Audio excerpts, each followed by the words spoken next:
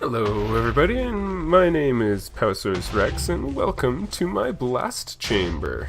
Here we're watching, we're just filling some acacia planks in, and yeah, watching them get broken up by this TNT.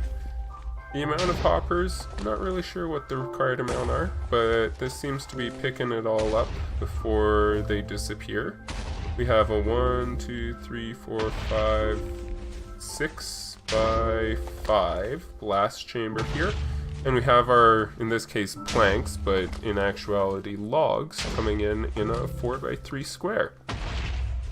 Let's jump over to the same world that we built our tree farm on and show you guys how we get the logs in this configuration. So one of the issues that I wanted to address when I made the TNT Blast Chamber is we're starting here with a 12 by 1 stream of logs, and something that's more square is more efficient for running in front of TNT, and that way we can maximize the logs broken by the TNT and not have to worry about pistons pushing or getting over pushed because logs don't break. And another thing that I wanted to address was we're running acacia in here, and acacia has weird growth patterns where some layers have more logs than others. Let me turn down that music there. And so I wanted something that was modular and would be able to handle if 2 logs pushed out at this layer but only 1 at this or 1 there, whatever. And so that is why we have this system over here. I'm going to show you one module of it here. And it's a module because pistons, again, like we looked here with all these lines of redstone dust, they behave in pairs in Java Edition at the very least. And so if we do something like this, it will take a block into any one of these, or both, and it'll push them out. So, this module, great for turning the corner with an item stream, and you can stack this. This is stackable vertically, and as we can see over here, it's also stackable with a little offset. So here we have 3, and this is how we're gonna start aligning them. So we have 3 offset here because now we have 1, 2, 3 wide, or 1, 2, 3 wide item streams, and then we're going to use all these pistons here to squish them down into ones that are coming off of each of these guys here and here, and then these guys at the back are just coming straight through. These guys are just coming straight through, and if we step back you can sort of see that that orange pattern there is a 4 by 3, which is what we were going for. So each of these modules, again, pushes the blocks out, and it's just that same module that we built over there.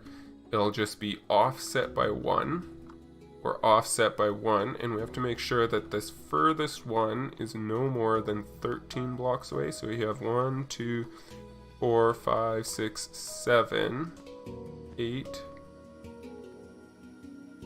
Let's get one in here. 9, 10, 11, 12, and now our push limit is 12, but because we'll always have 1 air gap, we can have 13 as our space, and so this is where it'll start pushing them across. And I've just spaced it out as far as possible here. Like I mentioned over there, you can have a whole chain, so you can snake your log output over to there and then compress it down over there. Works best, I think, if it's 1 by 12 coming out and then compressing it just before it goes into a TNT chamber, but that is totally up to you. Now, obviously with this many pistons working together, it's important to get them firing at the right point in time so they don't work against each other. But the nice thing is there's either pistons oriented vertically here at the top and bottom, or pistons oriented sideways, coming up the sides here and in the middle.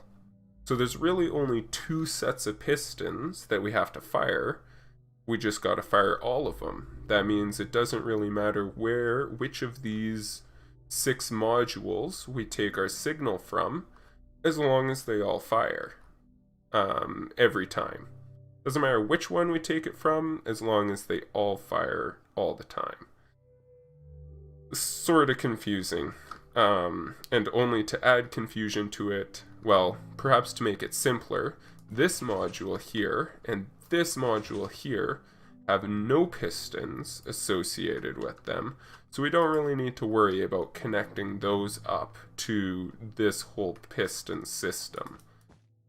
But we can take some pistons in here, and we'll throw a repeater on 2 ticks there. Some redstone dust working down here. This connects up all of these top pistons to a nice system here. And we're gonna have to bring this out this way, because we don't want this redstone dust here to connect to this and fire these pistons, so we go up like so.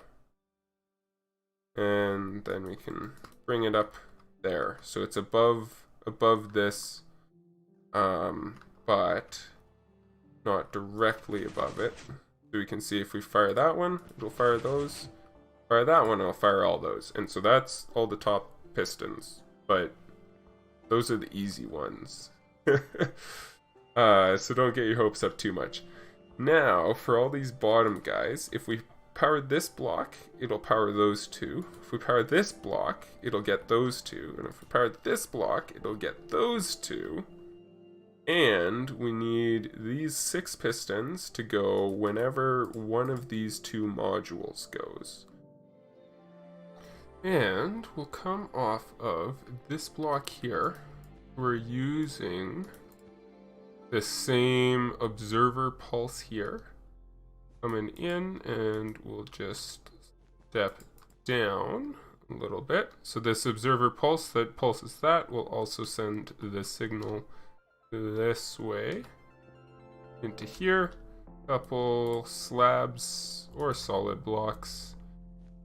And redstone dust, repeater on 2 ticks, redstone dust. We'll extend it out one more.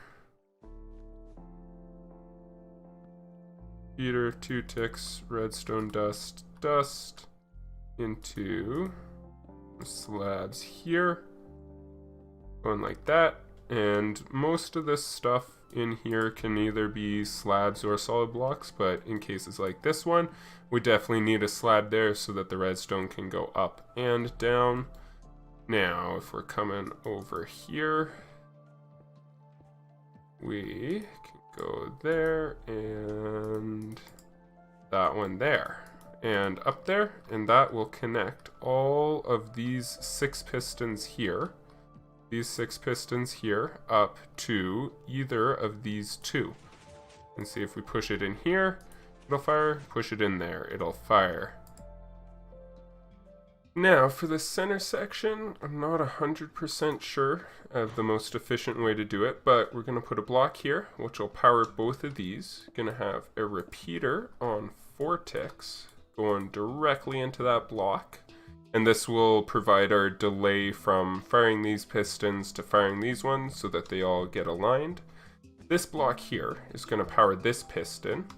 If we put a block here and some redstone dust on top, it can get this guy and this guy at the same time. So we'll put a block in front, and again run a repeater on 4 ticks into it. Now if we come up with a couple of blocks, we can put redstone dust all along here, and that way when we power this or this dust, any of this dust here, it'll power both of those. Coming off the bottom here, we're going to use this same repeater powering this block to come across and power this guy. Just a couple redstone into this one, so now if any of this goes, this should all go here, and we have the top half connected up. Now for the bottom half, we're going to run block there, and here, and then a piston this way. That way, when we power this block here, it'll power this piston and the piston below it. And we can run some redstone dust, and that'll power this block, which will get this guy, this block, all of these guys, plus this guy here. Now, because these pistons here, the only blocks coming in are from below, we only need to worry about coming and linking it up down to the bottom here. We're going to come off of this block here, repeater on 4 ticks up into a block, and then a slab staircase up here, like so, with some redstone dust. And that will power 1 piston, 2, 3, 4, and 5 pistons. This piston here is being powered by this piston, which is coming from this side, so we do need to hook this up to this side here. And we're gonna run this guy just sort of up, in, and around to this block in, bring it out this way, up in here. 1, 2, 3, 4, 5, 6, 7, 8, 9, 10, 11, 12, sort of into these repeaters. So now all of these guys are powered here. We also need to take a signal down from here into this as well. And we can do that just stepping down something like this.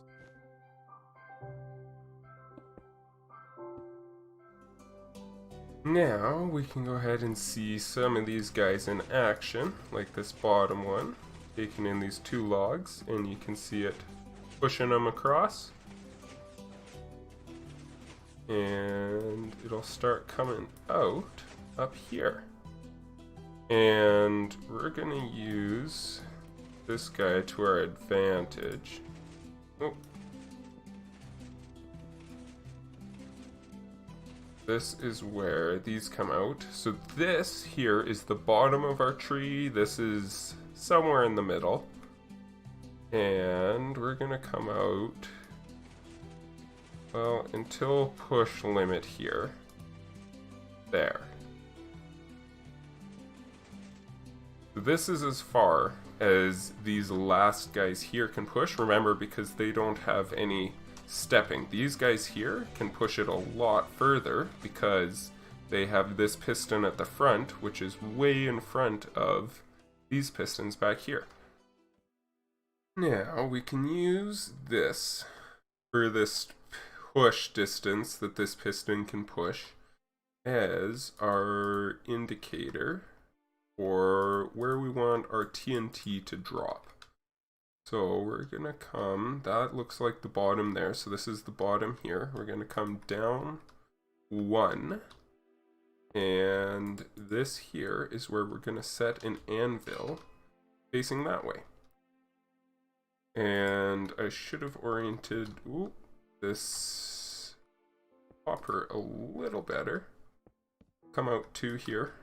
Put some chests and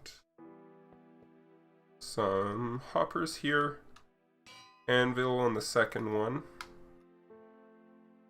And out here, I have 1, 2, 3, 4. Say 4, might be 3. We can do 5 there. And we will run obsidian all the way around here. We can do the same on this side, run another line of hoppers into that chest.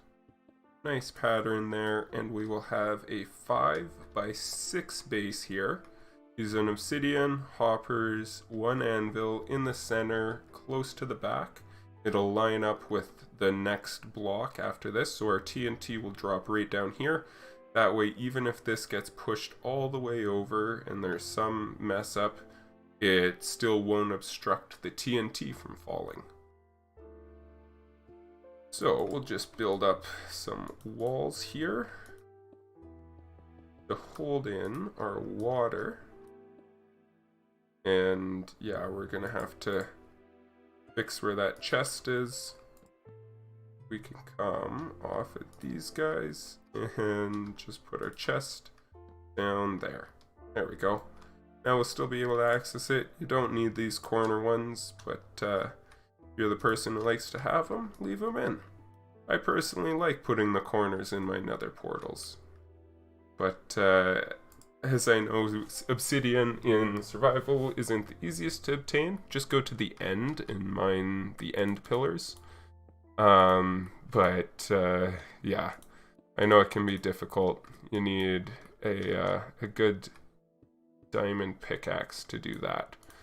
So we're just going to build up our room and build our roof across right on top of these logs, because we don't need any more space on top.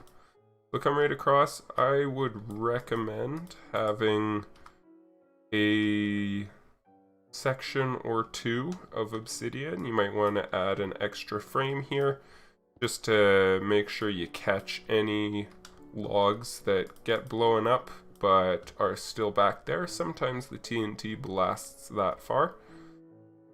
But yeah, just go ahead, fill this all in except for these 3 blocks here. Leave a 3 wide channel and then surround this with more obsidian. So you got a 2 high wall there.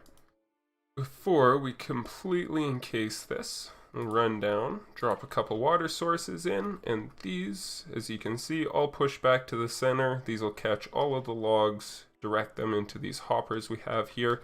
This will eventually all be full of logs. You can see these guys will be coming in here. These two, and these 2 pistons will all be pushing logs forward and send them into here. We can close this up and call it good.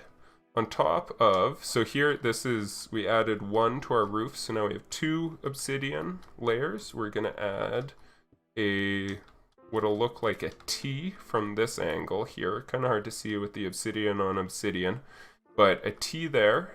And this is the start of our water system to help direct our obsidian, or our TNT, into this obsidian hole.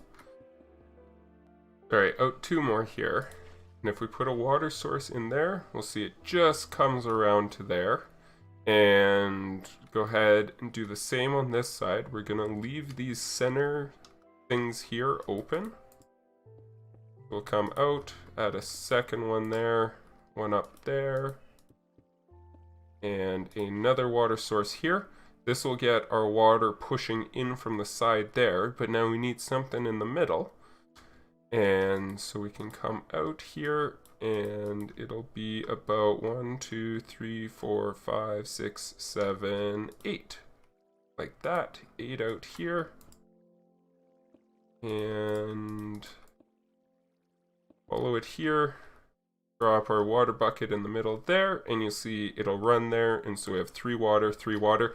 I went through a couple different designs of trying to figure out the best way, or the most compact way to get 6 pieces of water like this on either side of this channel, and it just so happens that this almost Space Invaders looking shape is the best way to do it.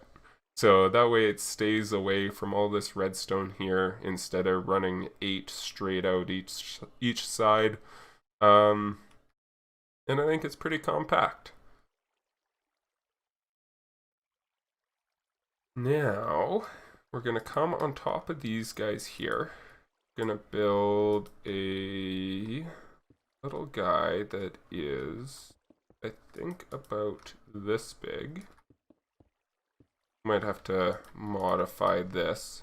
So here we'll come over top of this edge here. This one we stopped just before. And that's because we want our TNT in a certain location, so it'll drop down here, and this will just prevent the off chance that a TNT will get shot out to the side. So we'll build up too high there and build a TNT duplicator.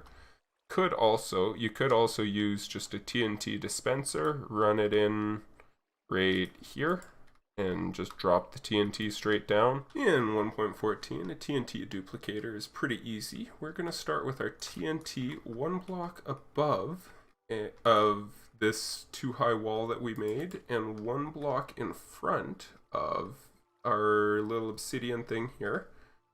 We have 1, 2, 3. And slime blocks. Take your favorite color fan. It'll die. Sad, I know, but we put a fence or any stone wall, your favorite stone wall. Personally, I'm partial to the mossy stone brick wall. And we'll add another 3 slime blocks like this. So, as with any TNT duplicator, it must be assembled, otherwise we will trip that TNT. So detector rail, minecart on top, our 3 slime blocks. Here's a sticky piston facing into it, and we can grab ourselves something to power that, retract it, and we have our duplicator assembled. This TNT should now be directly over top of that anvil down there. Now, in order to power this duplicator every time new logs come in, we're going to take an observer and stick it on this second block here. So this will be the same as sticking it on this second block here. And some of the reasoning for that is to do with acacia, or some of my reasoning for that is to do with acacia. If it branches out and has multiple log blocks per layer, that typically starts on the second block. Sometimes it does, but they're usually up in like these blocks up here, which we don't get a lot of anyways, so we can use with a couple extra pushes there.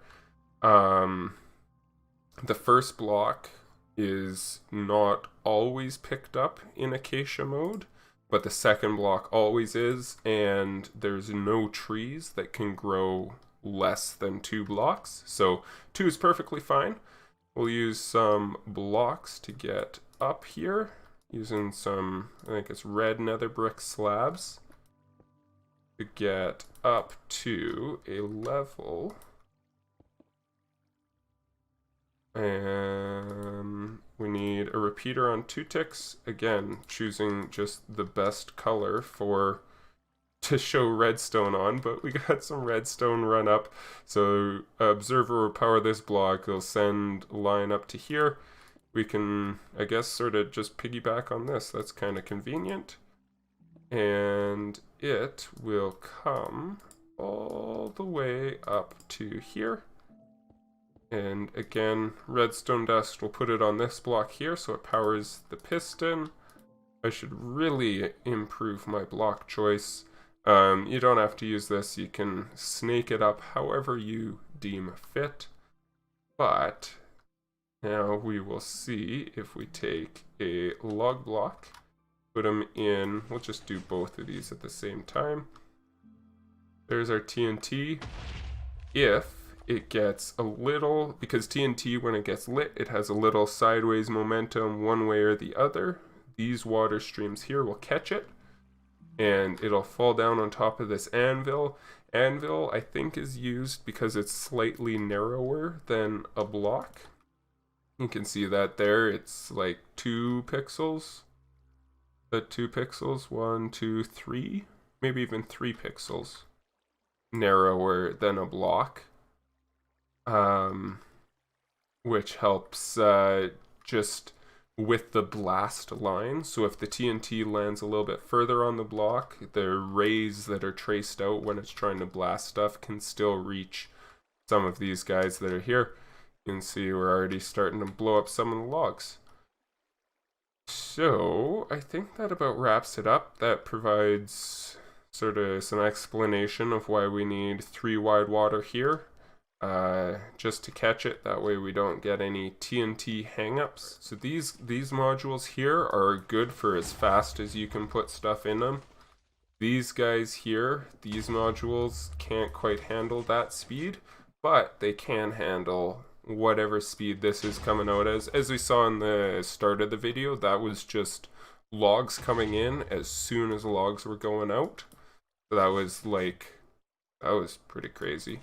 That was sort of instantaneous tree growth. But that is a TNT Blast Chamber for a tree farm that can handle 12 blocks at once.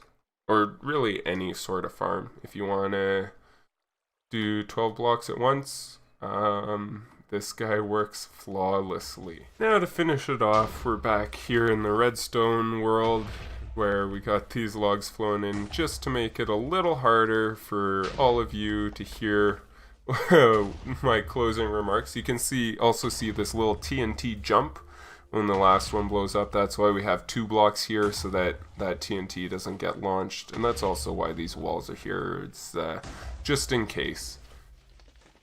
But yeah, thanks everyone for watching. I hope you enjoyed. As always, if you want to see more redstone creations or more survival and modded Minecraft, that's right, modded is coming back as soon as I get home. Work has been crazy, but if you want to see more, make sure you get subscribed because there is more coming very soon. I know I'm officially over 150 subscribers now. I think we're even close to 160 by the time that this video is going to come out.